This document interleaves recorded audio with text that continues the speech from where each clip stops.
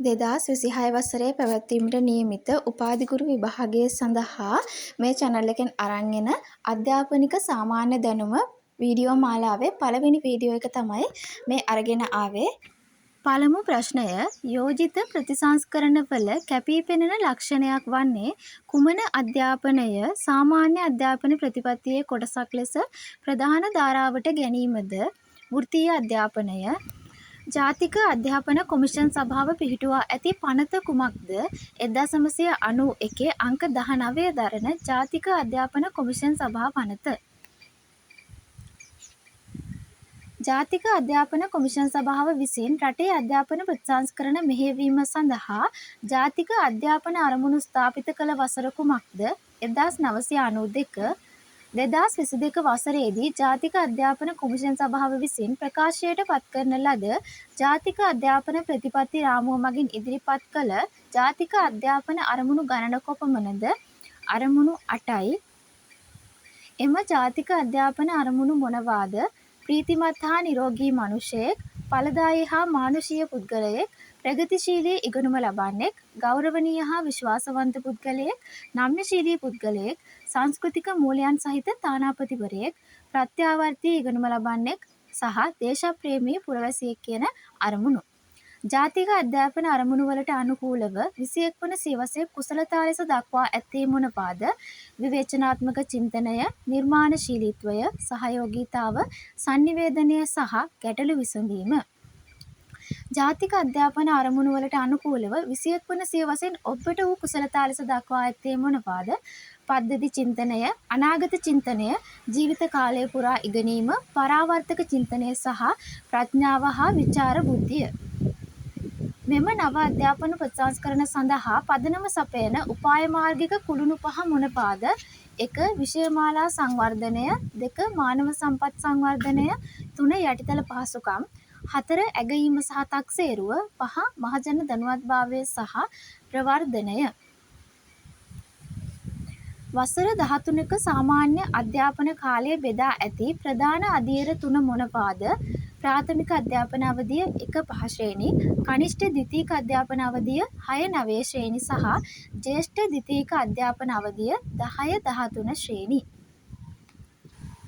සාමාන්‍ය අධ්‍යාපන විෂයමාලාව සඳහා යෝජනා කර ඇති ඉගෙනුම් ක්ෂේත්‍ර 10 මොනවාද? භාෂා හා සාක්ෂරතා අධ්‍යාපනය, විද්‍යා තාක්ෂණ ඉංජිනේරු විද්‍යා සහ ගණිත අධ්‍යාපනය, සෞන්දර්ය අධ්‍යාපනය, සෞඛ්‍ය හා ශාරීරික අධ්‍යාපනය, ආර්ථික විද්‍යාව, වාණිජ්‍ය සහ ව්‍යවසායකත්ව අධ්‍යාපනය, මානව ශාස්ත්‍ර හා සමාජ විද්‍යා අධ්‍යාපනය, තොරතුරු හා sannivedana තාක්ෂණය කියන ප්‍රධාන ක්ෂේත්‍ර 7 සහ හරස් විෂයමාලා ඉගෙනුම් ක්ෂේත්‍ර 3ක් තියෙනවා. 8 චරිත හා පුරවැසි අධ්‍යාපනය, 9 පරිසරය හා තිරසල සංවර්ධනය, 10 වැඩලෝකය සඳහා අධ්‍යාපනය කියන එක. STEM අධ්‍යාපනය මගින් ඉටු කර ගැනීමට අපේක්ෂිත ප්‍රධාන අරමුණු දෙක මොනවාද? රටේ තිරසාර සංවර්ධනයට දායක වීම සහ මෙම ක්ෂේත්‍රවල උසස් අධ්‍යාපනය සඳහා සිසුන් පෙළඹවීම සහ යොමු කිරීම හරහා නව්‍ය හා නිර්මාණශීලී චින්තකයන් වීමට ඔවුන්ට මඟ පෙන්වීම. යම් විෂයක් තුළ ඇති නිශ්චිත මාතෘකාවක්, කුසලතාවක් හෝ තේමාවක් ආවරණය කරන අවධානය යොමු කළ ස්වයං අන්තර්ගත ඉගෙනුම් ඒකකය හඳුන්වන නම කුමක්ද? මොඩියුලය. 6 ශ්‍රේණියේ සිට ඉහළට නියම කර ඇති ක්‍රෙඩිට් ක්‍රමය අනුව එක් පාසල් වාරයකට සම්පූර්ණ කළ යුතු ක්‍රෙඩිට් ප්‍රමාණය කොපමණද? ක්‍රෙඩිට් 35ක්. ක්‍රෙඩිට් 1ක් යනු පාසල් ශිෂ්‍යයෙකුගේ ඉගෙනුම් පැය කොපමණක්ද? පැය 10ක්. කනිෂ්ඨ ද්විතීක අධ්‍යාපනය සම්පූර්ණ කිරීම සනිටුහන් කරමින් ජාතික නිපුණතා ඇගයීමක් සිදු කිරීමට අපේක්ෂා කරන්නේ කුමන ශ්‍රේණිය අවසානයේදීද? 9 ශ්‍රේණිය අවසානයේදී. ජාතික නිපුණතා තක්සේරුකරණයේ ප්‍රධාන කොටස් දෙක මොනවාද? සාක්ෂරතා සහ ගණිත තක්සේරුකරණය, 2 වෘත්තීය රුචිකත්වයේ පරීක්ෂණය. ශිෂ්‍ය කාර්යසාධන ඇගයීම සඳහා වන සම්භවන සහ සම්පිණ්ඩන ඇගයීම් සඳහා භාවිතා කරනු ලබන බර තැබීම් සංකලනය කුමක්ද? සම්භවන සඳහා 70ක් සහ සම්පිණ්ඩන සඳහා 30ක්. මෙතන සම්භවන කියන එකේ කෙටි තේරුම තමයි පාඩම් ක්‍රියාවලිය අතරතුරදී කෙටි ප්‍රශ්න අහලා පැවරුම් වගේ දේවල් සිදු කරනවා කියන එක අධ්‍යාපනයේදී. ඊළඟට සම්පිණ්ඩන කියන එකේ අදහස් තමයි ශිෂ්‍යයාගේ කාර්යසාධනය මනින්න වාරයේ අවසානයේදී වාර විභාග වගේව පවත්වනවා කියන එක. ශ්‍රී ලංකාවේ සාමාන්‍ය අධ්‍යාපන පද්ධතිය සඳහා යෝජිත අධ්‍යාපන අවධි 5 මොනවාද?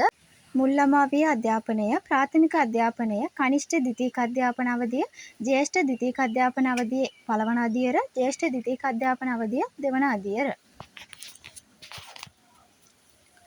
ප්‍රාථමික අධ්‍යාපනයට ඇතුළත් ඉගෙනුම් ක්ෂේත්‍ර මොනවාද? මව් භාෂාව, ඉංග්‍රීසි භාෂාව, දෙවන ජාතික භාෂාව, ගණිතය, මූලික විද්‍යාව හා පරිසරය ආශ්‍රිත ක්‍රියාකාරකම්, ආගමික සහ සාරධර්ම අධ්‍යාපනය, සෞන්දර්ය අධ්‍යාපනය, සෞඛ්‍ය සහ ශාරීරික අධ්‍යාපනය සහ විෂය සමගාමී ක්‍රියාකාරකම්. ජාතික අධ්‍යාපන ප්‍රතිපත්ති රාමුව 2020-2030ට අනුව ශ්‍රී ලංකාවේ අධ්‍යාපන ව්‍යාප්තිය වර්ගීකරණය කර ඇත්තේ කෙසේද? මුල් ළමා විය සංවර්ධනය සහ අධ්‍යාපනය, සාමාන්‍ය අධ්‍යාපනය, උසස් අධ්‍යාපනය සහ තාක්ෂණික හා වෘත්තීය අධ්‍යාපනය.